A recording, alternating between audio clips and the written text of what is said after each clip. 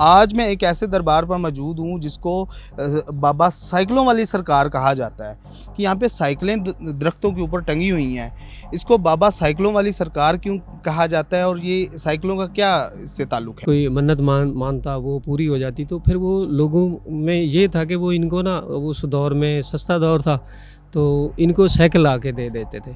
यानी कि वो खुशी के तौर पे नजराना समझ लें जिसको, कि नजराने के तौर पे ना इनको साइकिल दे के चले जाते थे। जब एक दिन का मुआवजा 1 रुपये था, उस टाइम पे साइकिल का रेट 120 रुपये था। उस टाइम पे लोग बाबा जी को ला के साइकिलें देते थे। क्या आज भी यहाँ पे लोग आते हैं साइकिल लेके और चढ़ावे पे साइकिल चढ़ा के जाते हैं? जी जी बिल्कुल। ख़ास तौर पे जुमेरात वाले दिन यहाँ पे लोगों का काफ़ी रश होता है। अस्सलाम वालेकुम नाज़रीन, मैं हूँ आदिल और आप देख रहे हैं IM न्यूज़। नाज़रीन, शहर औलिया मुल्तान सिर्फ़ और सिर्फ पीरों फ़कीरों की निस्बत से जाना जाता है। आज मैं एक ऐसे दरबार पर मौजूद हूँ जिसको बाबा साइकिलों वाली सरकार कहा जाता है। मेरे साथ एक शहरी भी मौजूद है, हक़ाइक़ जानने की कोशिश करते हैं कि ये दरबार जो है इसका नाम बाबा साइकिलों वाली सरकार क्यों रखा गया और यहाँ पे साइकिलों का क्या मौजूद है। सर बताइएगा कि यहाँ पे साइकिलें दरख्तों के ऊपर टंगी हुई हैं, इसको बाबा साइकिलों वाली सरकार क्यों कहा जाता है और ये साइकिलों का क्या इससे ताल्लुक़ है? जी जी, ये जो बाबा जी हैं ना जी, साइकिल वालों नाम से मशहूर हैं। इनका असल नाम था इमाम बख्श। तो ये रहते थे अंदरून मुल्तान शहर में। जैसे यहाँ के बुज़ुर्गों से मालूमात मिली है ना कि वहाँ पे रहते थे।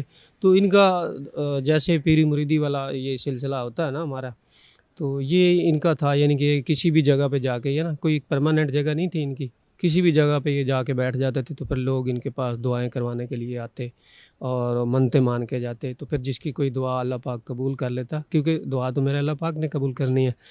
तो या जिसकी कोई मन्नत मानता वो पूरी हो जाती, तो फिर वो लोगों में ये था कि वो इनको ना, उस दौर में सस्ता दौर था, तो इनको साइकिल ला के दे देते थे। यानी कि वो खुशी के तौर पे नजराना समझ लें जिसको, कि नजराने के तौर पे ना इनको साइकिल दे के चले जाते थे। तो फिर ये सिलसिला चलता रहा। इसी तरह फिर ये अब जब जिस एरिया में हम खड़े हैं ये है सब्ज़ाज़ार का इलाका। तो यहाँ पे फिर आके ये चलते फिरते आए ना कि जो है वफ़ात इस जगह पे हुई, तो ये इस जगह पे दफन है।